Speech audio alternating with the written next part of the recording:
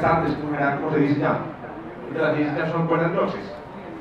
Bienvenidos entonces al segundo episodio de este video curso dedicado a la serie Chernobyl. Mucha atención ahí con el acento, no es Chernobyl. Los que decimos Chernobyl pecamos como los gringos que no son capaces de decir ninguna palabra aguda. No, a los gringos es el premio Nobel, cuando en realidad es el premio Nobel. Ese sí es agudo, Nobel. Entonces, ojo que este es Chernobyl. Una serie de desvío espectacular, está dando mucho de qué hablar. Ya bajó de 9.7 a 9.6 en IMDb. O sea, ya digamos equilibró, ya que terminó la serie. Bueno, muy bien. Como sé que de pronto hay personas que apenas llegaron por primera vez, digamos para este video curso están el doctor Juan Luis en Londres, por aquí estaba regañando, que es presidente de la Asociación Colombiana de Medicina Nuclear y director del Laboratorio de Medicina Nuclear de aquí del San Vicente de Paúl y la Universidad de Medellín. ¿Qué más, Juan Luis? De la Clínica Medellín, perdona. Todo bien, muy bien. Y yo pues soy profesor titular de la Universidad de Antioquia y un loquito de la divulgación y siempre me meto en estos berenjenales, digamos, para hablar de estas cosas. Bueno, ahora que claro, le estaba sonando este espectacular tema de Kraftwerk. Es una banda de, digamos, rock industrial por allá de los años 80, dedicadas específicamente al tema de la radioactividad. Súper recomendada, es realmente popular. Busquen la Kraftwerk Radioactivity. Muy bien, entonces el día de hoy, muy sencillo, vamos a pasar entonces al segundo episodio de la serie que se conoce como Please Remain Calm, que significa básicamente por favor mantengan la calma. Continúa, digamos, la serie como veníamos desde de la vez pasada. Ahora bien, les recuerdo también, especialmente para los que no vinieron, cuál es la metodología que vamos a seguir. Ahora pues esta primera presentación, vamos a ver el episodio que tiene una duración aproximadamente de 58 minutos y al final, por favor, pónganle atención. Otra vez hoy trajimos un regalo espectacular, ¿cierto? Que hoy sí está difícil, el de la vez pasada era introductorio. Hoy sí, prepárense, téngase vino Alejo. ¿Quién está Alejo? Todo verde. Acuérdense el aleatorio. Téngase vino Alejo, hermano. No, aleatorio estaba. Bien, entonces prepárense por favor a anotar, a preocuparse por los detalles. Recuerden que si no tienen instalada la aplicación, instálenla. Repito, hay un premio espectacular hoy para quien obtenga el mejor puntaje. Y al final, pues, después de la trivia, tenemos la presentación, en este caso, de Juan Luis, que hoy está también súper interesante. Bueno, disfruten entonces el episodio de hoy. País a este capítulo lo llamarían el chicharrón. ¿Para qué chicharrones, hermano? O sea, ¿cómo habrá sido el sufrimiento? Sobre todo en esa reunión en el Kremlin. Impresionante. Bueno, muy bien. ¿Preparados todos, pues? Preparados. Recuerden, para conectarse a Kahoot, busquen Kahoot, así con el Kahoot.it. Kahoot.it.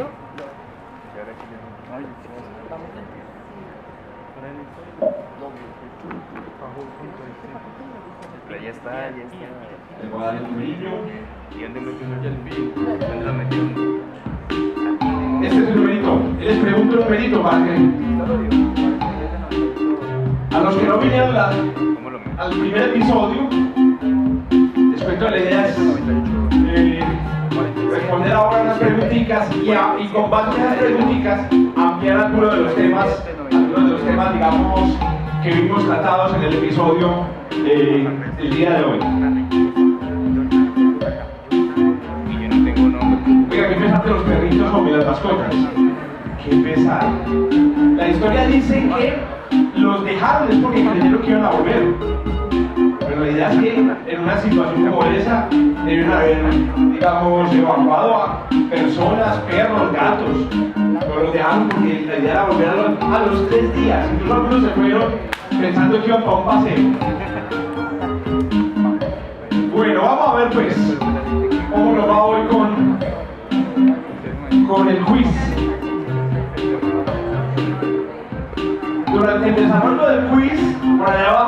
aparecer el numerito. En caso de que de pronto se desconecten, por allá abajo aparece el numerito. Muy bien. Comenzamos entonces. Uy, ¿cómo así? Iba a comenzar y entraron de una 20 personas.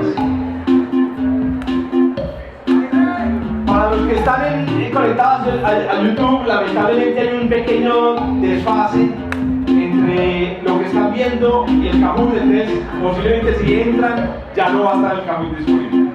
Sí, obviamente a algunos no les va a funcionar la red, pero bueno, disfruten ver a los demás sufrir. Comenzamos entonces, pues, vamos a ver cómo nos va hoy. Episodio número 2. ¿Cuánto uranio había en el núcleo del reactor de Chernóbil? 4.000 gramos, 4 millones de gramos, 4 millones de trillones de gramos o 400.000 toneladas. Vamos a ver cómo nos va hoy,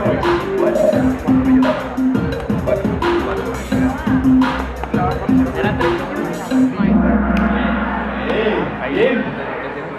Muy bien, ustedes escucharon a Legazos decir que habían más de 3 millones de gramos. Bueno, ¿cuánto son 4 millones de gramos de uranio? Entonces son 4.000 kilos, o sea, más o menos unas 4 toneladas de uranio que había dentro del reactor. Esa es una cantidad pues, de uranio respetable, una cantidad de uranio respetable. Bueno, este uranio como lo encuentran en la tierra, en las minas, son óxidos de este metal, ¿cierto? Pero este metal, este uranio que se encuentra en las minas, contiene una cantidad increíblemente pequeña, apenas el 0.72% del uranio útil para los reactores nucleares, que es un isótopo que se llama el uranio 235. Ese es el uranio que sirve para los reactores nucleares. Entonces, ¿qué hacen para poder usarlo en el reactor? Lo primero que hay que hacer es tratar de eliminar, digamos, uranio 238, ¿cierto? O hacer que la proporción de uranio 235 sea más alta. Y eso es lo que se hace con lo que llaman uranio, digamos, enriquecido bajamente, digamos, en uranio 235. Con este uranio 235 bajamente enriquecido, se fabrican unas barritas así, señora, sosteniendo el material que, digamos, terminó fundiéndose en el núcleo de este reactor. Ahora, si usted enriquece, recuerden, aquí el rojo es el uranio 235, si usted enriquece muchísimo más el uranio, entonces usted ya consigue una cosa que se llama uranio altamente enriquecido, que es con lo que matan, digamos, personas. Es con lo que construyen ya bombas de fisión nuclear. Entonces, este es, digamos, en esta forma estaba el uranio dentro del reactor de Chernóbil. Ahora, él dijo en la exposición que hizo frente a los políticos que cada átomo de uranio 235 era como una bala, ¿cierto? Realmente es una imprecisión científica de la serie. El uranio 235 no es la bala. ¿Cuál es la bala? Después pues que llamaba Chervina, ¿cierto? Que recibió una clase en un minuto en el helicóptero de energía nuclear, le aclaró que lo que es una bala son los neutrones. Entonces aquí es interesante, es un video curso, aprendamos un poco sobre cómo funciona justamente la generación de energía nuclear en estas centrales. Entonces tenemos el núcleo de uranio 235, que es un monstruo, un edificio de protones y neutrones.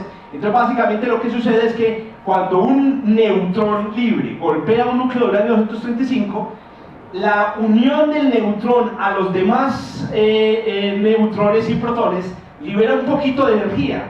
Se libera un poquito de energía como cuando un electrón es capturado por un átomo. La diferencia es que cuando un electrón es capturado por un átomo se libera luz. En el caso del núcleo de uranio 235, esa energía se libera en la forma de movimiento.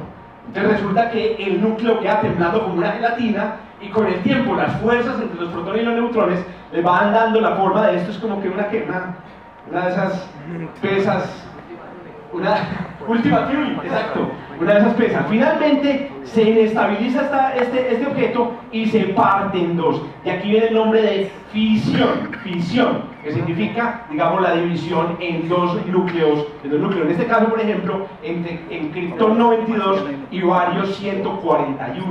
¿Qué pasa? En ese proceso se liberan entre 1 y 3 neutrones. Entre 1 y 3 neutrones. Y estos neutrones, adivinen dónde van a parar. Pueden golpear otros núcleos de uranio y hacerlos dividir.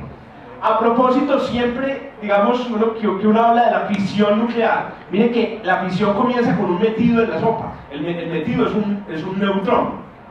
Pero resulta que después los neutrones son los producidos por la misma fisión.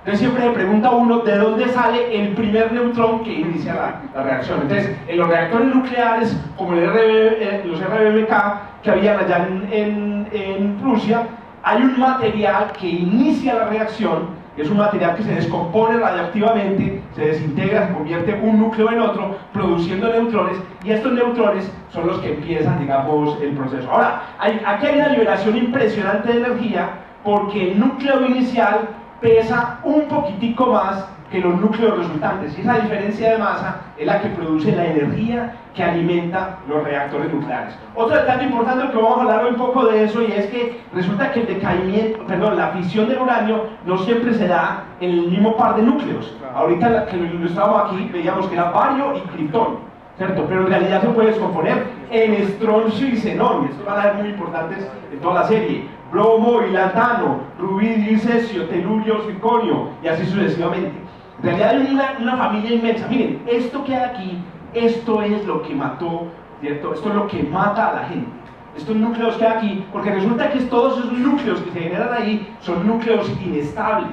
Son núcleos que se desintegran radiactivamente. Por ejemplo, el xenón 140, que se produce cuando se divide el uranio 235, es un núcleo radioactivo y produce decaimiento beta, como lo explicaba el profesor el viernes pasado. Lo mismo el estroncio 94, y es este decaimiento que hay aquí, y son estas partículas que hay aquí las que matan, las que queman, las que producen los efectos que nos va a explicar Juan Luis. Muy bien, sigamos con el Kahoot.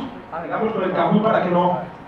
Vamos a ver pues cómo va la cosa. ¿Quién va ganando aquí? Jesse y otros. Ah, pues pucha, es que es el grupo. ¿Cuál es el papel del grafito en un reactor nuclear? ¿Cuál es el papel del grafito?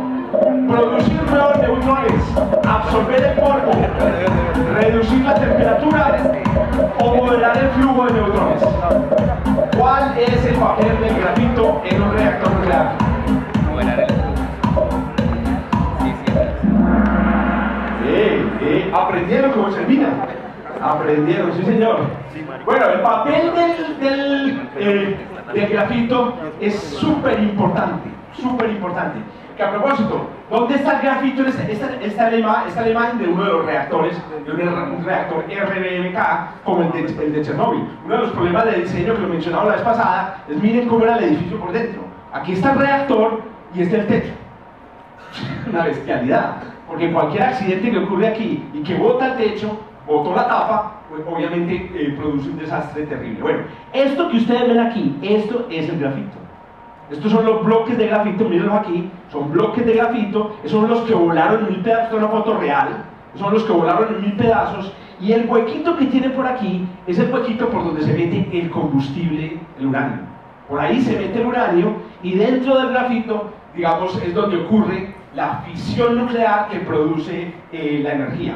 Este es un mapa de cómo se veían la posición del grafito, ¿cierto? Y también las que llaman las barras de control, que después vamos a hablar de ellas más adelante, cuando se nos expliquen bien cómo fue el desastre. Pero esto, así estaban localizadas, digamos, el combustible y las barras de control y el grafito, digamos. Entonces miren que grafito hay por todas partes. Por eso es que nos decía Legazo que si usted ve el grafito afuera de un reactor nuclear, lo primero es corra, o sea, aléjese. Acuérdense que nos decía Juan Luis que uno de los factores de protección radiológica más sencillos es distancia y blindaje.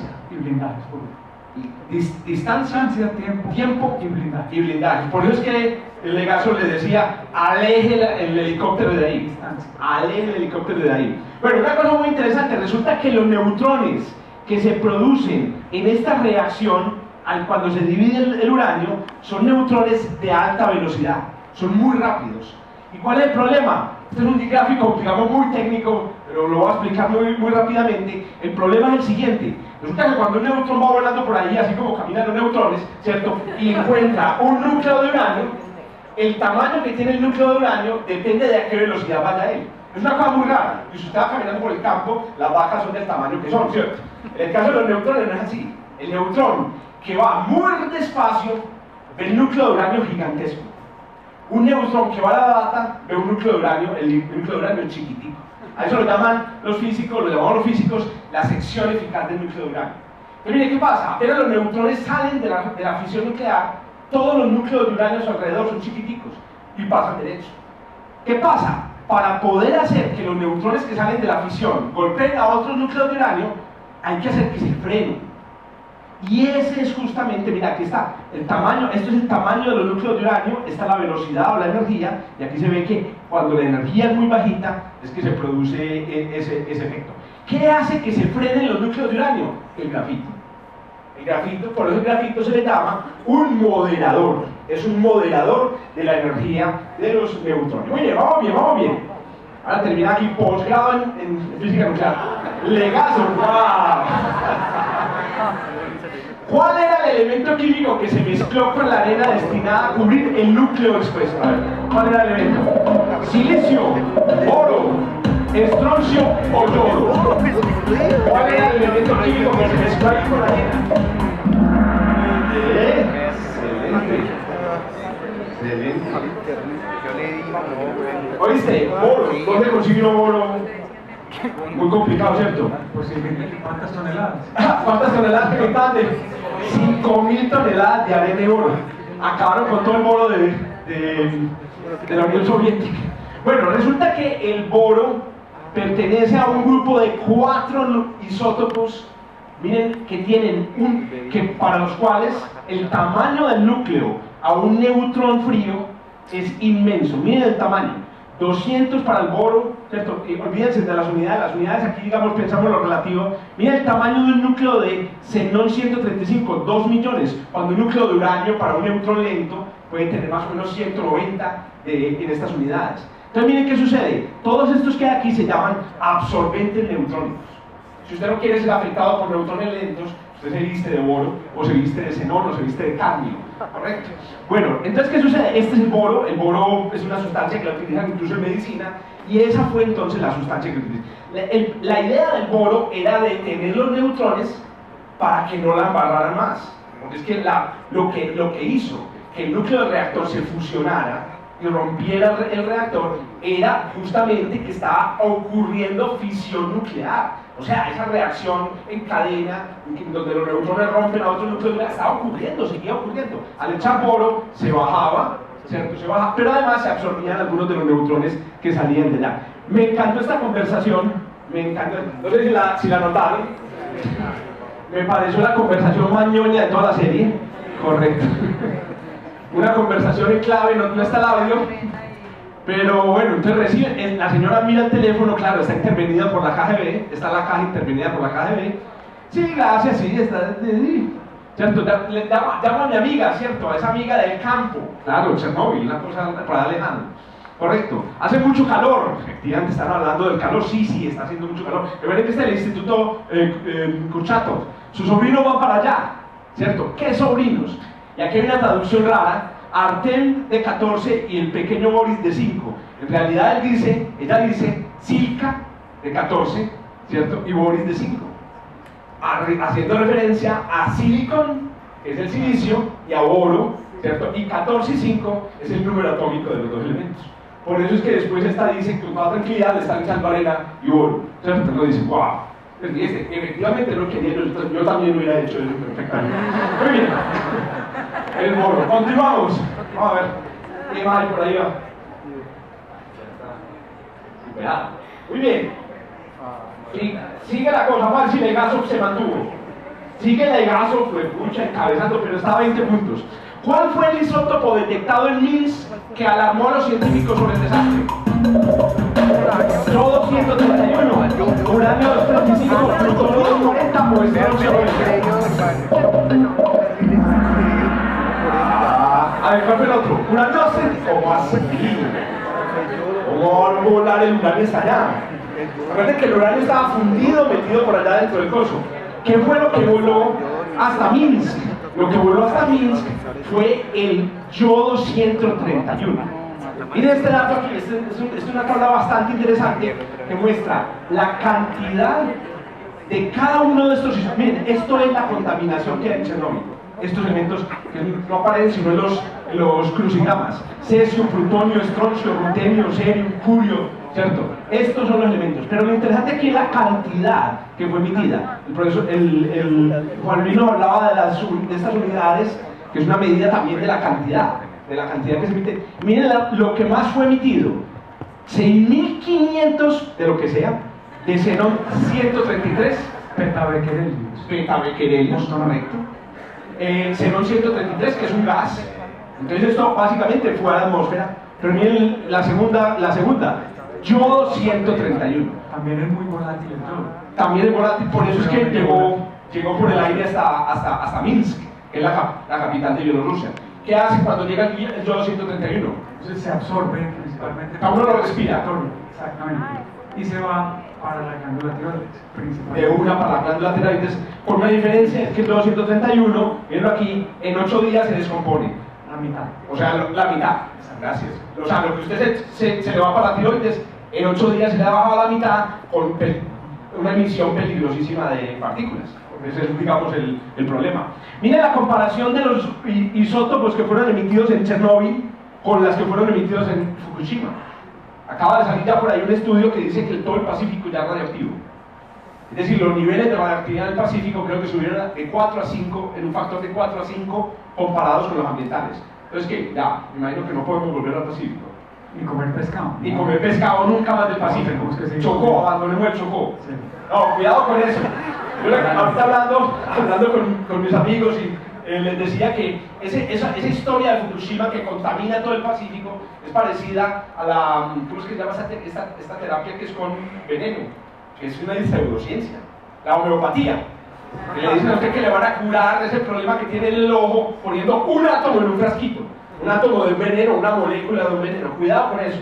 El hecho de que haya estroncio 90, un isótopo de estroncio 90, ¿cierto?, en la mitad del océano Pacífico, no significa que va a acabar con todos los peces en la mitad del Pacífico. Hay que ponerle, digamos, escala a la cosa. Otro gráfico que me conseguí muy bacano fue este, y es: ¿cuál fue la contribución a la radiación de cada uno de estos isótopos en distintos días de la contaminación de Chernóbil? Y miren cómo comienza la cosa. El primer día, la mayor contaminación radiactiva fue por yodo 131. Ese fue el día en el que la gente se chupó todo ese yodo para la tiroides. Pero eso fue cambiando. A los 10 días ya no había yodo 131. A los 10 días la contaminación era con circonio y niobio. Pero miren lo que sucede, ya después de 1000 días, y esto es lo más interesante, después de 1000 días casi no hay de estos núcleos radioactivos, se vuelve importante, en este caso creo que es el cesio 134, y ya a largo plazo lo más contaminante es el cesio 137. Si ustedes van y se toman una selfie acá en Chernóbil, entonces dicen: aquí me estoy contaminando o me estoy irradiando con cesio 137. Aquí apareció este personaje muy interesante de la serie, ¿cierto? Científicos que trabajaron por el problema. Ahorita estábamos hablando de quiénes eran los demonios de Chernóbil, quiénes fueron los que cometieron las mayores digamos, los que hicieron las peores cosas en Chernóbil. Los científicos, los ingenieros, los burócratas, los zapateros, ¿cierto? ¿Quiénes fueron los que cometieron los peores errores? Todos cometieron errores, pero yo les aseguro que los científicos fueron los que menos. ¿Por qué? Los científicos no estaban encargados de la planta, eran ingenieros y técnicos. Algunos se habían graduado por ventanilla a propósito. Bueno, una cosa muy interesante: ¿por qué todos los científicos los ponen en una mujer?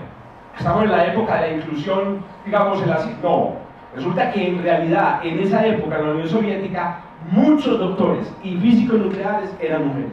Es una cosa muy curiosa, comparado con el Occidente, donde la cosa es más complicada. Bueno, fíjate cómo va Legazo. ¿Cómo? Ya Cristian, no. Muy bien, ¿cómo se genera energía eléctrica en un reactor nuclear? Esta es fácil. El calor del reactor se convierte directo en electricidad. El agua radiactiva se descompone produciendo electricidad. La radioactividad mueve los átomos de una turbina, o el núcleo vaporiza agua que se mueve en la turbina.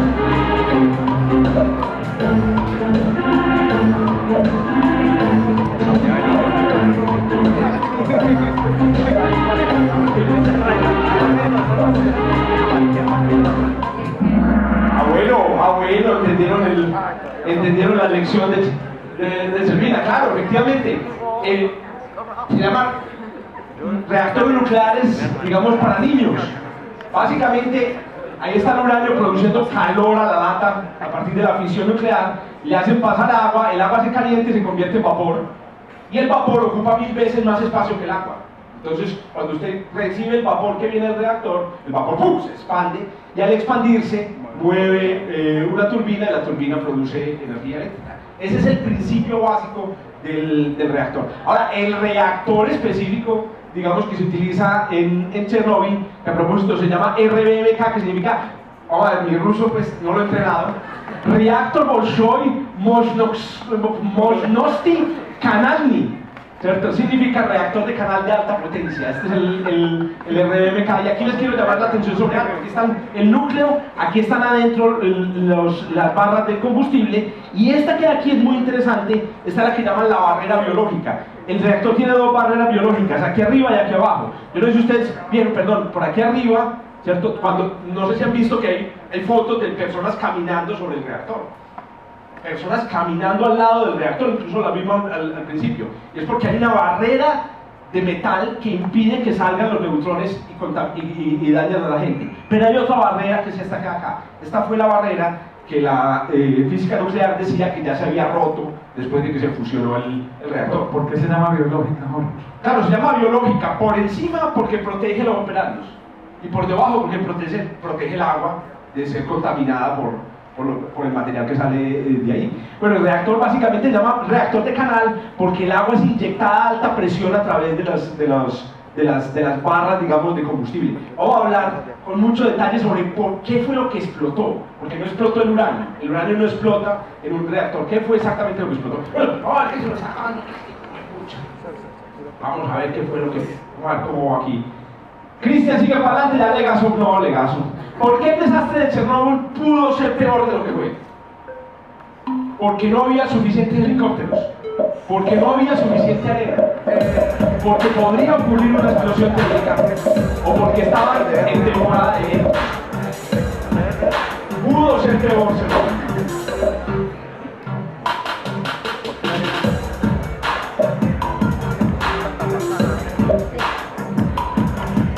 No había suficientes helicópteros.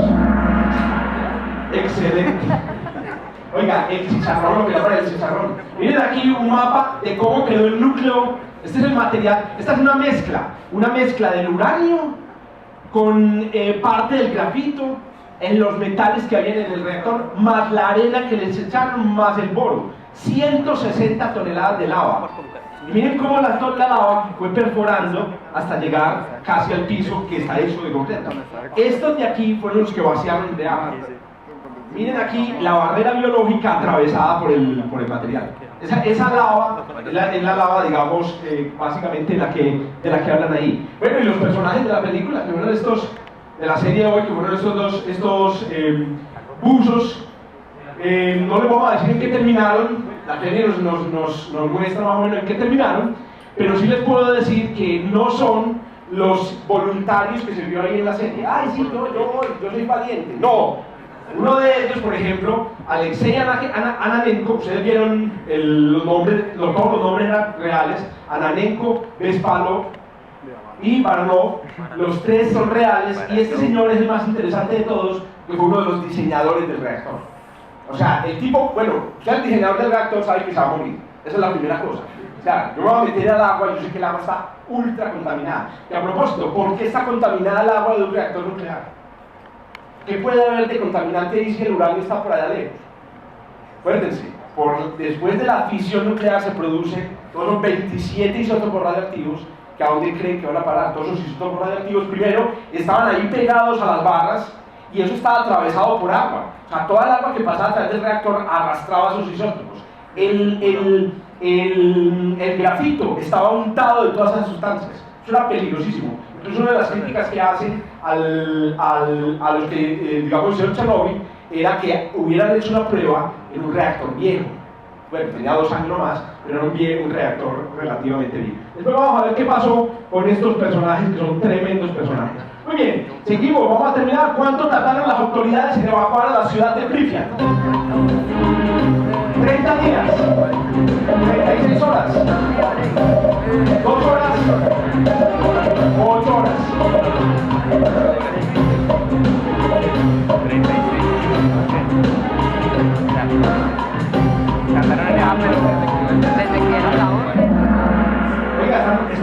inteligentes hoy, hombre. Llegaron volando, hermano. Se demoraron 36 horas. ¡Qué bestialidad tan escucha! O sea, si se enteraron, ustedes vieron el episodio pasado, a las 2 horas pudieron haber evacuado. Se demoraron 36 horas en evacuarla. Si vieron aquí está el grado de contaminación después de que salió el material de Chernobyl, y miren los países más contaminados: Escandinavia y Alemania.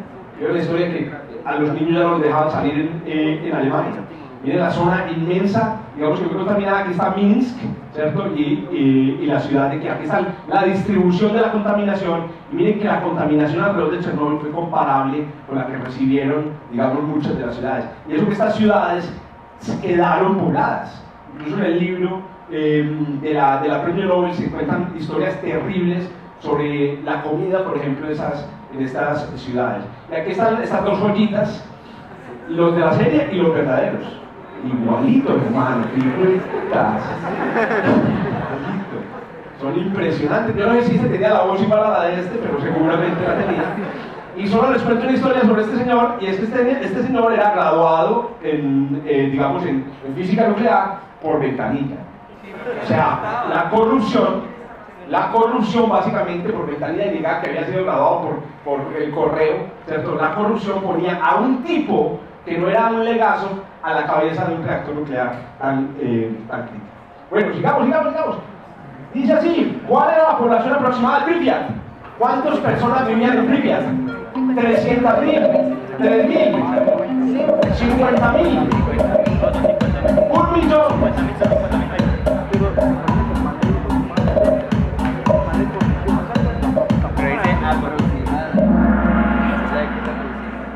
Aproximadamente habían 50.000 personas en esta ciudad. Utilizaron miles de buses. Oiga, que a propósito la filmada, que todos los buses viniendo, eso tiene que ver digital. Parece que utilizaron todos los buses públicos de Kiev, todos fueron para sacar a la gente. Bueno, qué pesar, los perritos no cabían. Muy bien, sigamos, ya, no falta. ¿A cuántas bombas de Hiroshima equivalió la radiación recibida por los bomberos? ¿Cuántas bombas? 1.000.000 de bombas, 48 bombas, 2 bombas o 100.000 bombas.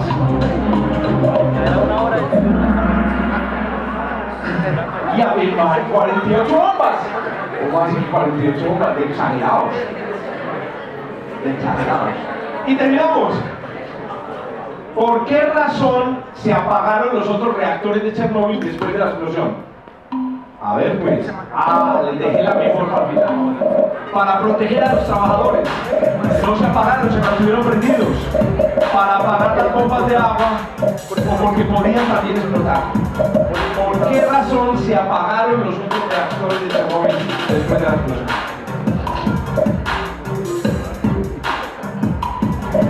Se apagaron.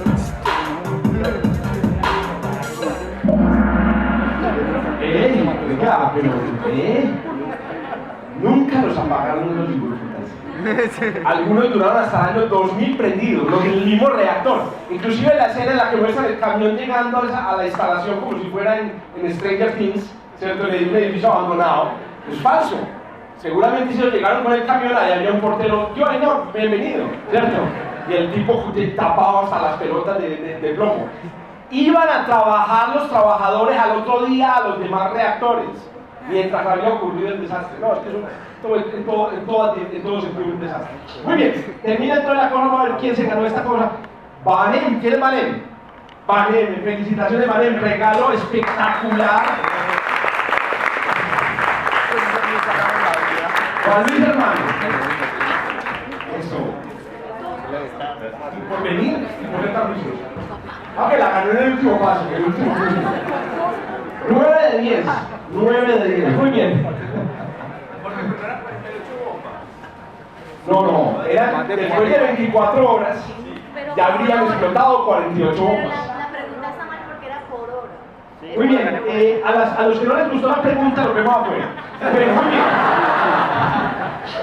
¿Cómo te parece, madura? Gente madura, ya ha pasado por la universidad. Tiene tipo de discusiones públicas con el profesor. Muy bien, de todas formas, 48 bombas atómicas. 48 Hiroshima, Bueno, lo un poquito de tiempo que me dejó Jorge, vamos a aprovecharlo al máximo. ¿Qué hora es? ¿Cuánto tenemos? 15 minutos. Bueno, muy bien. Entonces nuevamente quiero agradecer pues, a Jorge por esta amable invitación. Yo no soy físico, yo mucho menos físico nuclear, soy un apasionado del tema de radioprotección. Trabajo con radiación ionizante, con isótopos radioactivos hace más de 25 años. Al final les quiero decir unas cuantas cositas muy pequeñas de qué es la radiación ionizante en medicina y cuáles son los usos benéficos y por qué es tan provechosa y por qué no debemos tener tanto miedo, especialmente ahora con esta serie que nos tiene a todos empanicados, con toda razón, 48 bombas atómicas. Impresionante. Muy bien, pero créanme que sí, en estos días llama a la gente a pedirnos citas a nosotros para estudios de medicina nuclear y están preguntando. Y eso es como Chernobyl y eso nos va a afectar y eso con toda seguridad que así es. Muy bien, esto para recordar de lo que vimos el viernes, pues de pronto hay mucha gente que no vino el viernes, pero hablamos un poquito de las unidades. ¿De qué unidades o con cuáles unidades entonces debemos hablar nosotros? Pues hombre, todas son válidas, digámoslo así, pero cada una expresa una magnitud diferente y un daño distinto a los tejidos. Vemos que en la película habla mucho de Röntgen, también por ahí tocan en algún momento otras unidades, pero yo prefiero que nos refiramos a CIBE. ¿Por qué? Porque el CIBE primero es del Sistema Internacional de Unidades y segundo refleja mucho mejor el daño que se produce en los tejidos. Y recordemos esto que lo vamos a ver también a lo largo de esta charlita. Todas las personas en promedio en este planeta recibimos 2.46 milisievert por año. ¿Eso es mucho o no es mucho? ¿Qué piensan ustedes? Bien. Con 2.46 milisievert y miren cómo están. Realmente, Era con más. realmente está bien, pues es una unidad. ¿De dónde sale? Pues porque van a preguntar ustedes, ¿de dónde recibimos? Y yo nunca he entrado a una central nuclear o nunca me he hecho una radiografía. La radiación cósmica, la radiación natural, que nos da para hablar pues, de otro tema otro día. ¿Y a qué equivale 3.6 Röntgen, que lo mencionan tanto a lo largo de la película? A 36 milisievert. Bueno, ¿y que son 36 milisievert? Fíjense que es mucho más que esto. Una radiografía de tórax normal da 0.1 milisievert. Entonces, 36 Röntgen, ahí menciona que 400, bueno, han disminuido la tasa de exposición, mejores equipos a lo largo de los años, pues nos estamos exponiendo menos con una radiografía de tórax. Muy bien, vamos a hablar un poquito de radiobiología. Todo empezó, ya lo hablamos en la charla pasada el viernes, cuando se descubrió la radioactividad, cuando se descubrieron los rayos X, no vamos a tocar ese tema, pero sí voy a hablarles de esto, las bombas atómicas experimentales, las de los Álamos, las de varios desiertos en Estados Unidos, las del atolón de Bikini. Ojo, liberaron más radiación a la atmósfera que lo que pudo haber liberado Chernobyl, y de esas no hablamos, ¿cierto? Pónganle cuidado a eso, ¿cierto? Muy bien. La de Hiroshima y Nagasaki, preguntaron el viernes pasado, entonces, ¿por qué esa gente se murió? Si es distinto y realmente el reactor de Chernobyl no explotó y no actúa como una bomba atómica. Entonces, ¿qué pasó? Las ondas de choque y la energía térmica, es decir, el calor, la succión que produjo eso, fue lo que mató a la gente, la destrucción de todos los edificios, pero en una cantidad muy importante, los que estaban cerquita de la zona de impacto, también los mató la radiación ionizante. Se calcula que hubo 140.000 muertes en Hiroshima.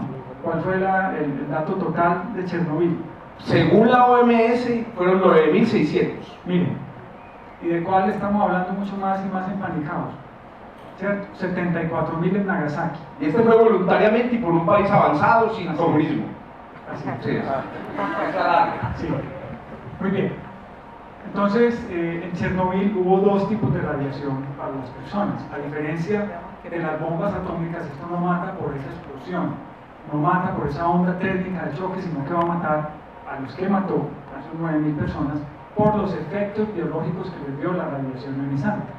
Entonces, y esa radiación viene en dos tipos: la radiación externa, es decir, cuando yo me radio porque hay una fuente, o la contaminación interna, bien sea porque lo inhalo, porque me lo inyectan para un procedimiento, o porque lo estoy ingiriendo.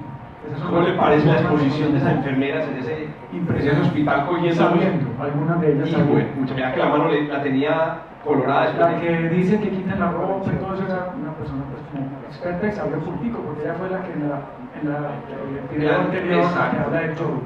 Oíste, una anécdota. Imaginen que había una historia de una persona que cargó a uno de los bomberos y bueno, lo descargó, etcétera, y cuando se quitó la ropa tenía un colorado con la forma de una mano en la espalda. Y era una historia. Lo quemó la radiación que tenía en la mano. Esa es externa entonces. Externa, radiodermatitis principalmente. Muy bien, miren aquí hablamos ahorita de los petabecquerels y de los terabecquerels. Miren la cantidad tan impresionante que se liberó de radionúcleos. De todos modos, no es despreciable pues, el accidente de Chernóbil. Recuerden que eso se puede comparar a un experimento que lleva 30 años. El de las bombas atómicas lleva 70 y pico de años y apenas estamos pues, dilucidando realmente qué fue lo que pasó.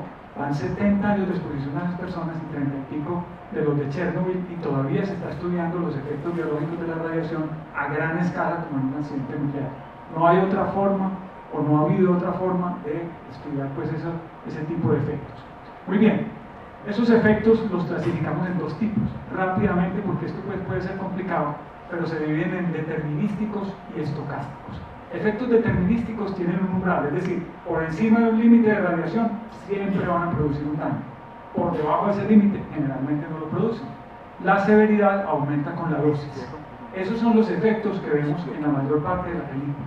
Es el bombero que llegó con la quemadura en la cara, el de la mano que está diciendo Jorge, y son muerte celular por radiólisis. Preguntaban el viernes, digamos que varias de las preguntas que hicieron fue ¿por qué se ocurre esto?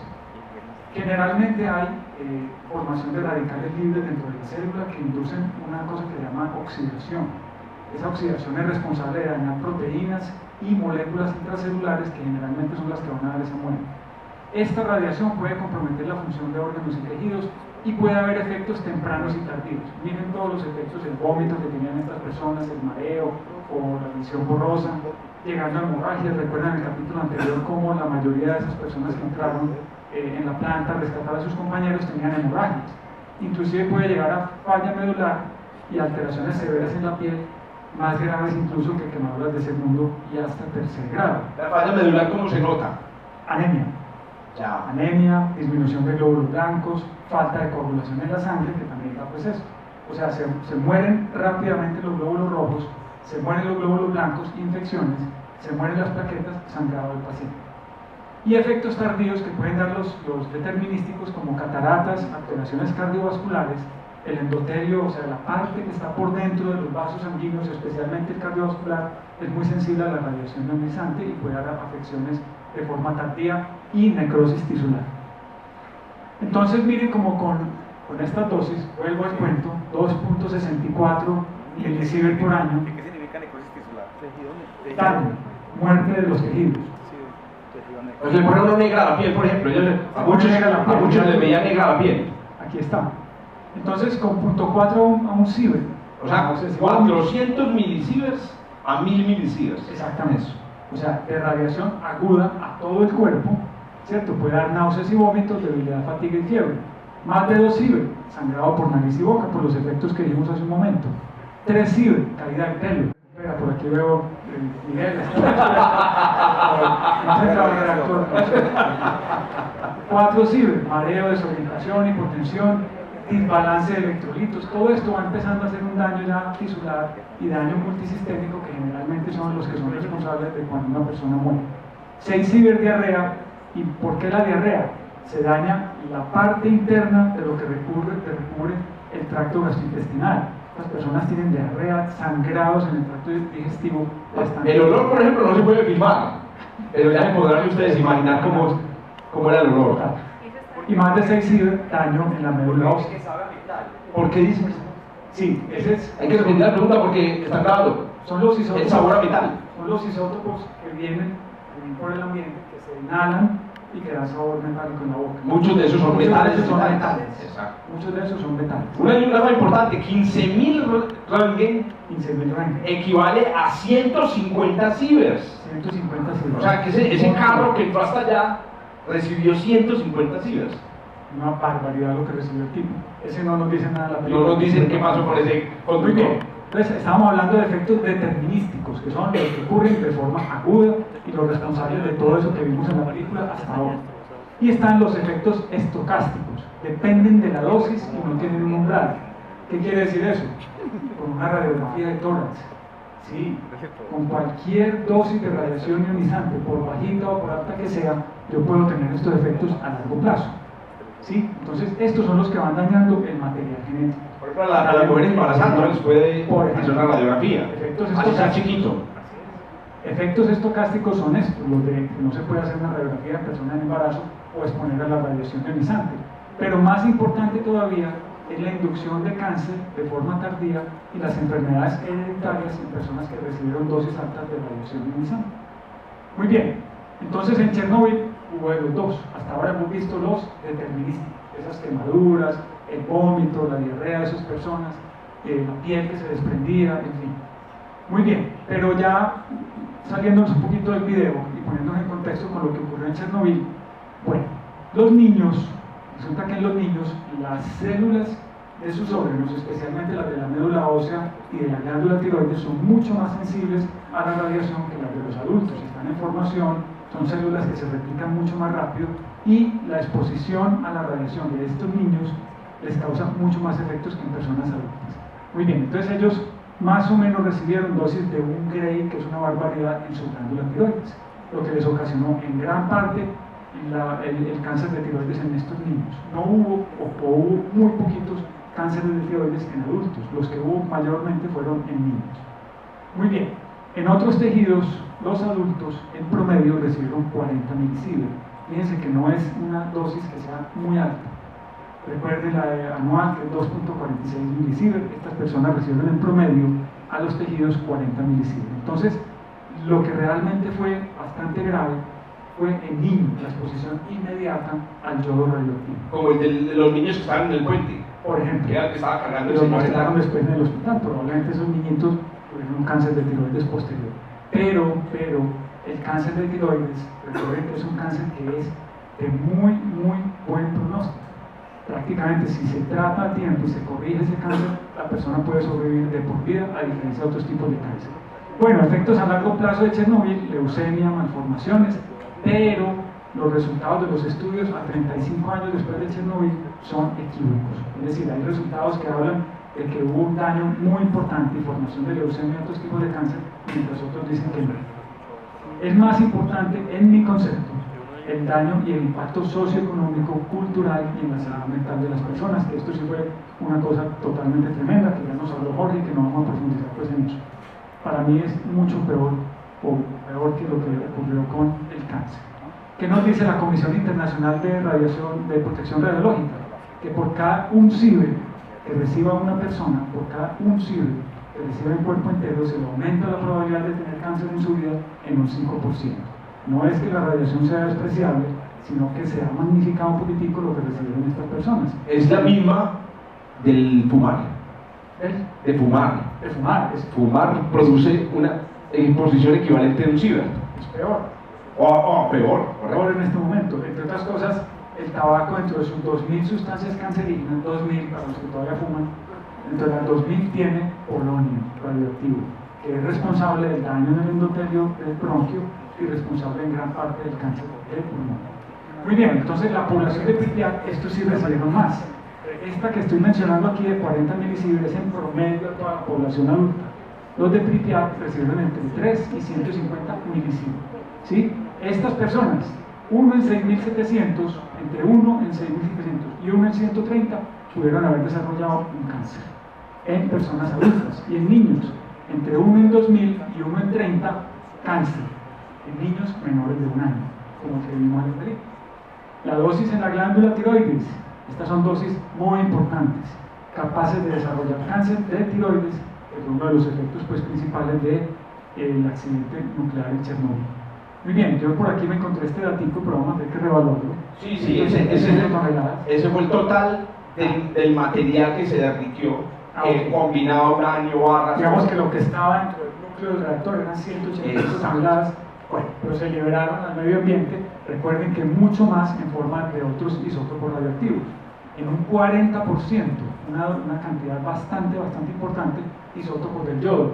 Yodo 132, yodo 131, responsables de lo que hemos dicho, teluro y rubidio, estroncio, aquí falta estroncio 90, y cesio 137 y cesio 134. Por aquí hay una pregunta. Contrarrestaban los efectos con píldoras de yodo. Muy importante, La pregunta fue ¿por qué contrarrestaban con píldoras? ¿Por qué utilizaban yodo no radioactivo para contrarrestar los efectos? Si los efectos de la radiación ionizante prácticamente no los podemos quitar con nada. pero sí, en este caso sí.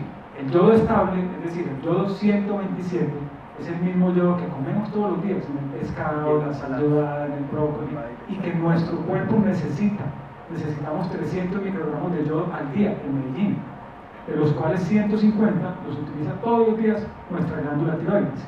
Entonces, esa doctora muy inteligentemente en el capítulo pasado y hoy, la física que repartió yodo pues, a varias personas, entonces, ¿qué sabían? Si yo saturo los receptores de yodo de la glándula tiroides con yodo estable, cuando llega el yodo radioactivo encuentra esos receptores llenos y se elimina y no va a actuar sobre la glándula tiroides.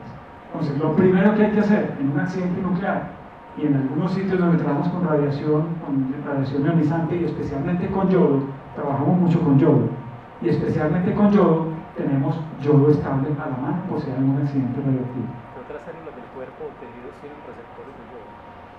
Pregunta. Sí, ¿qué otras células de nuestro cuerpo tienen receptores de yodo o tejidos de nuestro cuerpo que tengan?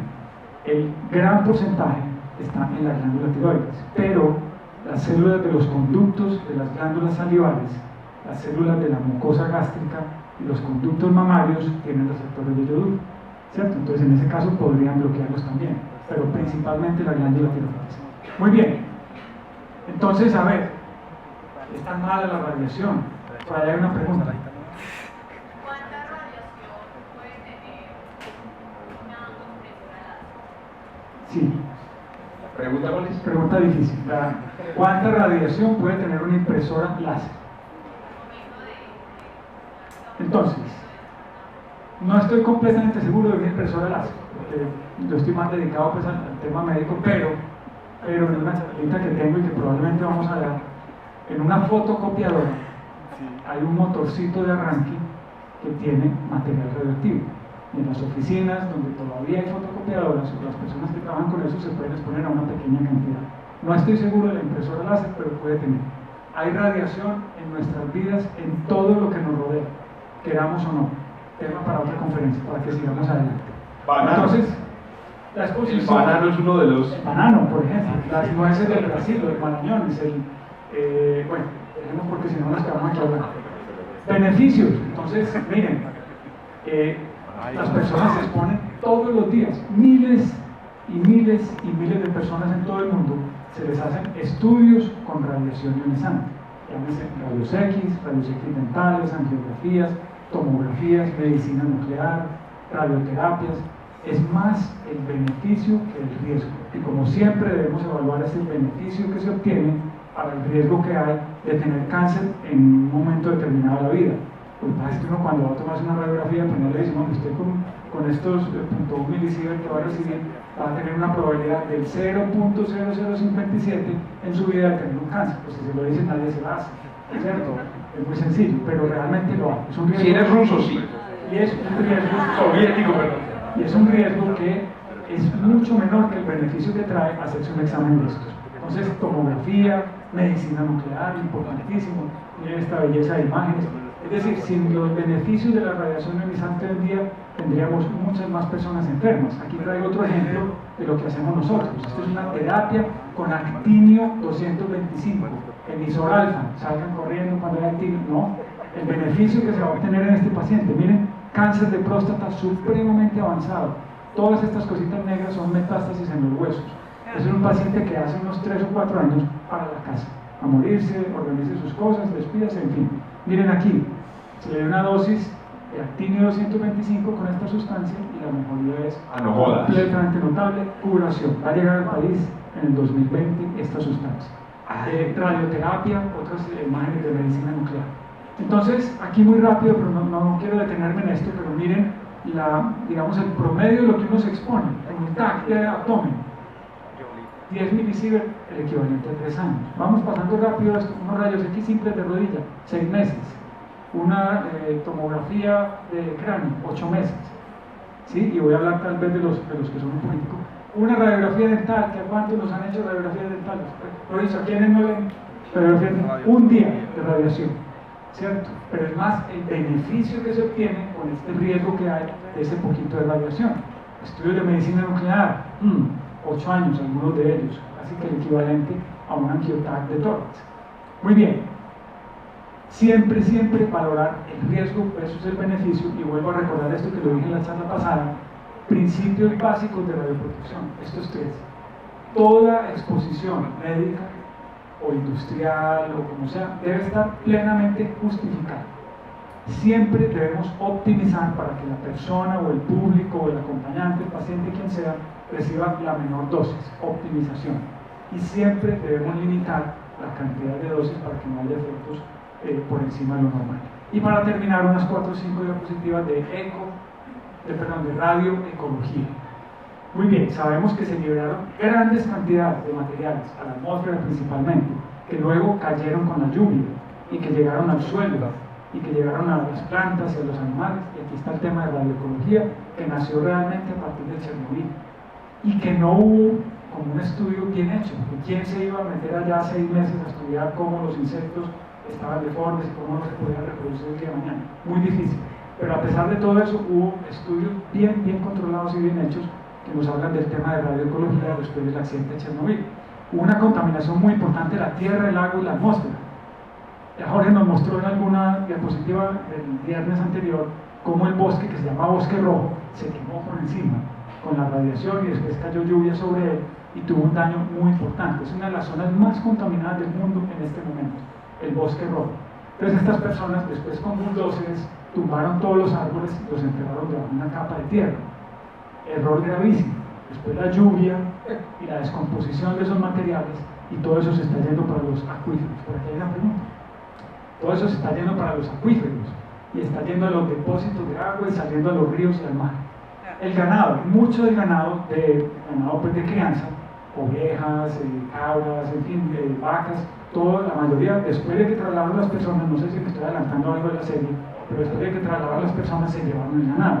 Pero ¿qué pasó? El ganado ya había comido esos 3, 5, 10 días antes de que los trasladaran, habían comido pasto.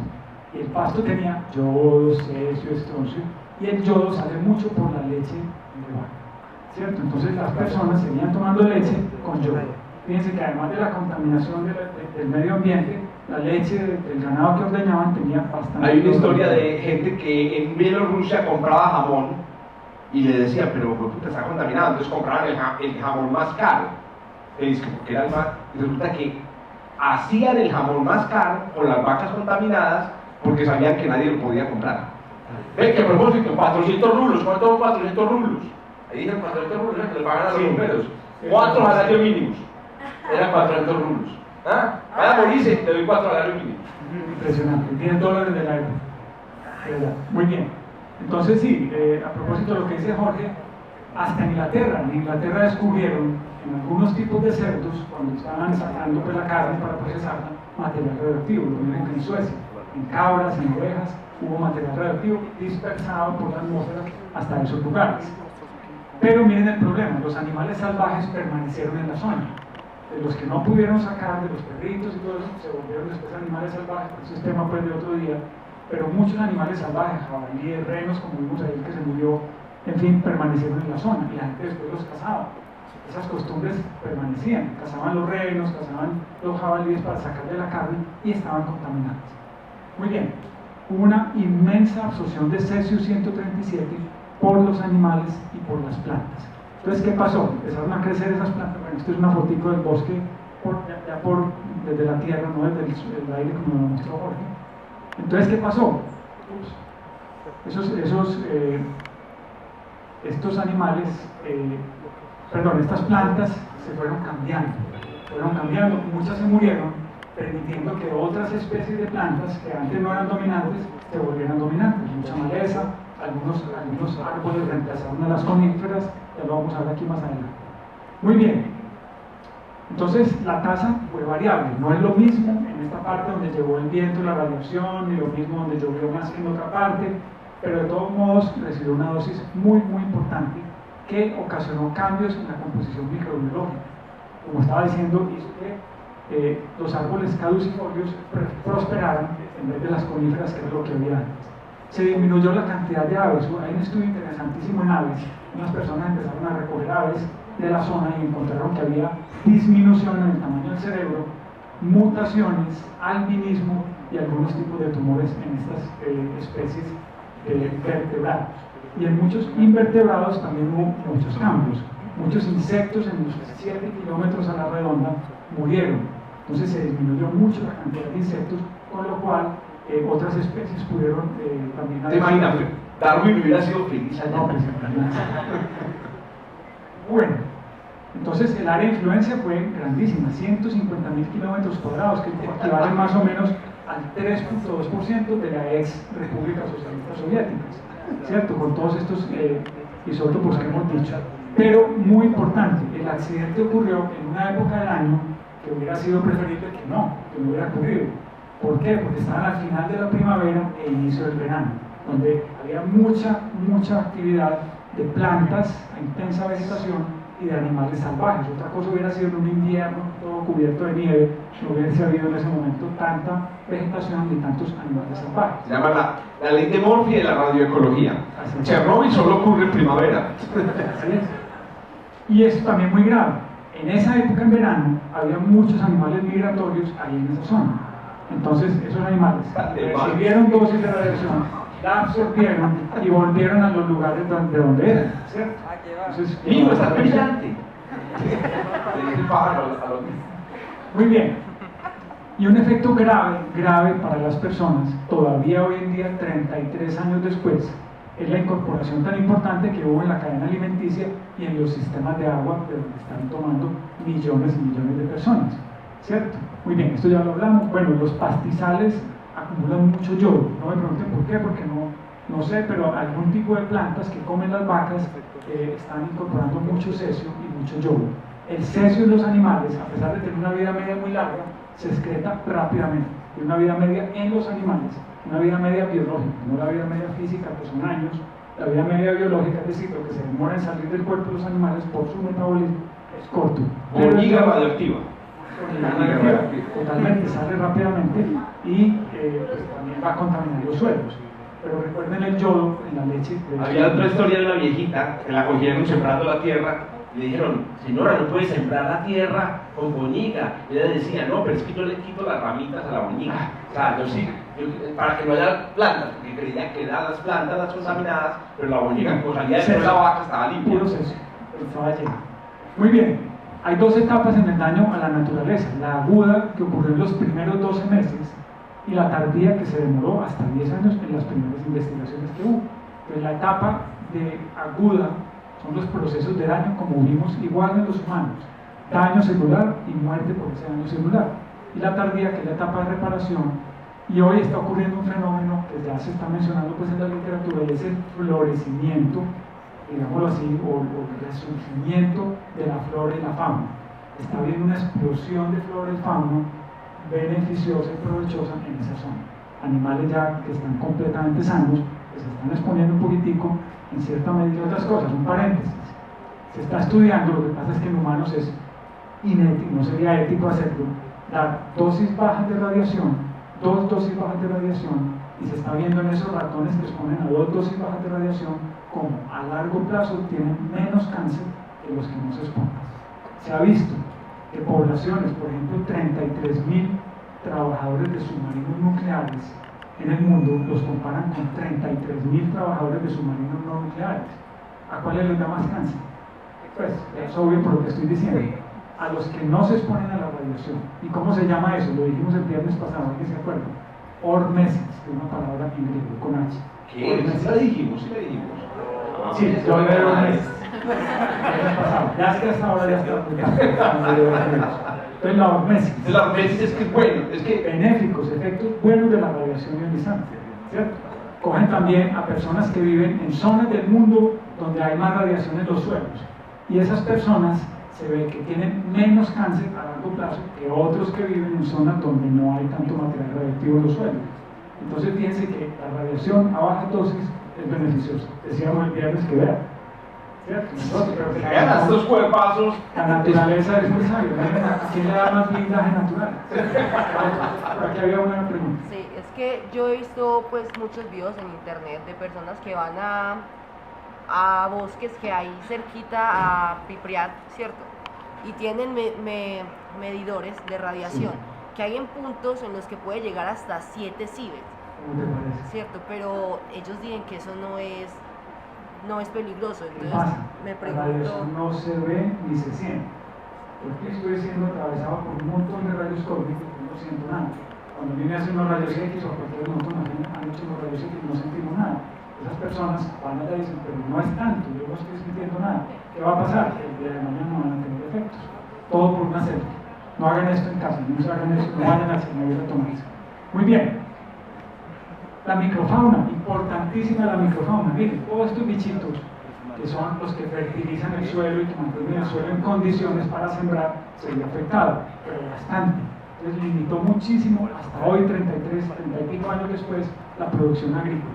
Todos se contaminaron con cesio y mucha de esta microfauna murió, permitiendo que otras especies progresaran y que no hubiera pues, cultivos aprovechables después de mucho tiempo.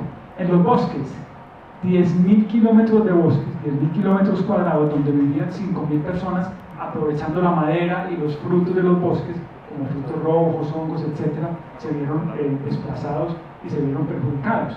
La madera que se saca hoy en día puede tener material radioactivo. Con lo que están construyendo hoy en día, algunos muebles o algunos aparatos de madera en Rusia puede tener material radioactivo. Miren qué interesante. Oh my God, la Matiushka. Cuidado con el hombre Matiushka que no sabe Bielorrusia. Y para terminar, el agua. Este es un problema grave. Un problema grave. Entonces, en el reactor, que está por aquí, ¿cierto? En el río Pripyat tuvo gran contaminación. Ese río Pripyat, a su vez, cae en el río Dnieper, que sabes más ruso que yo. Sí, Río la Dnieper, pronunciación mía es que a su vez llegaba al mar Caspio, perdón, este no es el mar Caspio, el mar Negro, y que a su vez llegaba por el estrecho de Bósforo al mar de Mármara y a su vez al mar Egeo y al Mediterráneo.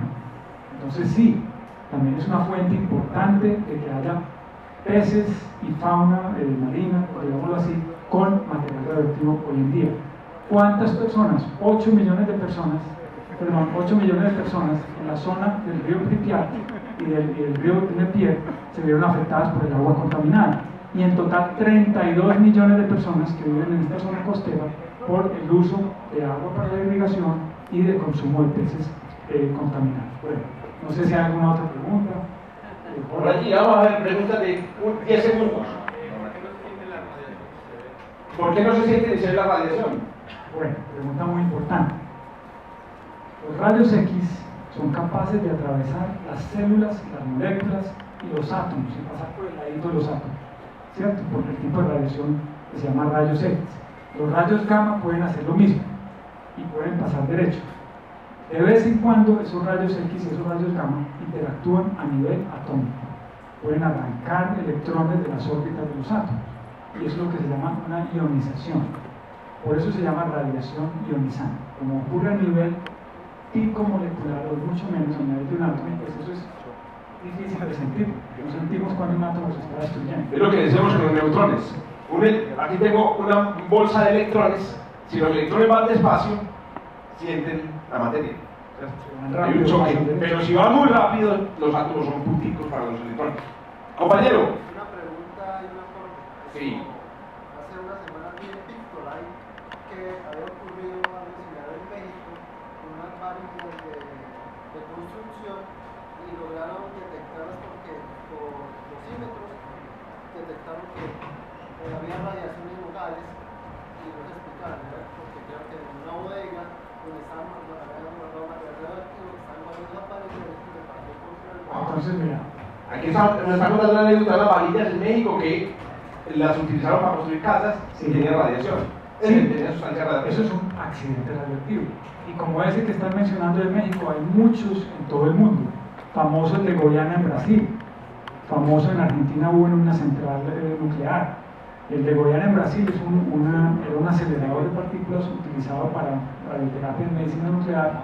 De un momento a otro cerraron el hospital, dejaron la planta, ya voy Miguel, dejaron la planta, esa parte la dejaron en una bodega, cambió la administración del hospital, después llegaron, desmantelaron el equipo, alguien vio un aparatico muy brillante, muy bonito, que estaba hecho de cesio, con gran cantidad de cesio, se lo llevó para su casa, se lo presentó a los familiares y amigos, y 24 de diciembre. más o menos. El otro fue el trabajador de una central nuclear que se encontró un tornillito radioactivo, se lo metió en un bolsillo. Homero. Cuando le empezó a molestar aquí, se lo puso en otro bolsillo y terminó amputado. Ay, pues, ¿Cierto? Y así son muchos accidentes nucleares en todo el mundo. últimas dos preguntas. Miguel. Allí está el punto. ¿Por qué se cae el helicóptero? ¿Por qué se Ah, bueno. desprende? Ah, sí. Lo preguntamos ahora, pero si pregunta que por ¿Por qué qué se cae el se- helicóptero. Exacto. No sé si vieron que el helicóptero se chocó con una grúa, ¿correcto? Las aspas cortaron la grúa, pero la pregunta realmente muy interesante es por qué se chocó con la grúa. Entonces hay dos cosas. Primero, la visibilidad era muy baja, pero hay otra cosa. A esos niveles de radiación, un piloto ya está mareado, puede estar Visión vomitando borrosa. y seguramente se fue y se estrelló contra. En ese mismo sentido, ¿por qué se apagan las lámparas?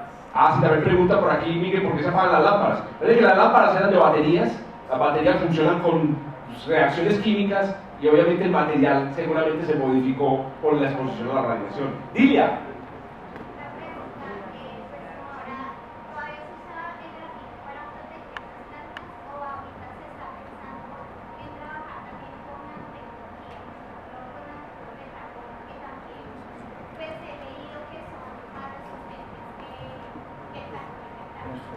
Claro. Sí, Lidia pregunta por reemplazar grafito, el grafito por... En realidad el grafito se puede reemplazar por un montón de otras cosas como modelador.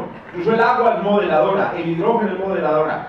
En los reactores nuevos se utilizan otros materiales distintos al grafito, porque el grafito es muy peligroso porque es combustible. En realidad, recuerden que parte del fuego que se vio ese día era fuego de grafito quemándose. Pero hoy en día se utilizan un montón de otros materiales. Ahora sí, la última. Es que yo se había preguntado.